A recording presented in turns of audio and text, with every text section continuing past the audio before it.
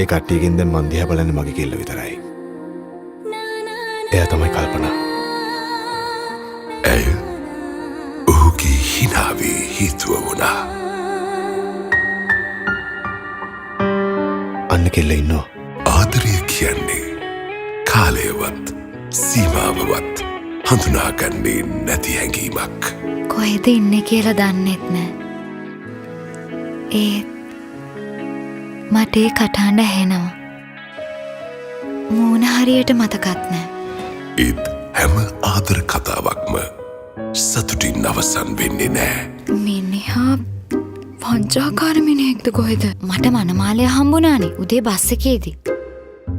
උදේ බස් එකේදී? ඔව්. පවුල වගකීම් තීරණ ඒවා ආදරයට වඩා බලවත් වෙයිද? රාජපක්ෂ පවුලේ නම්බුව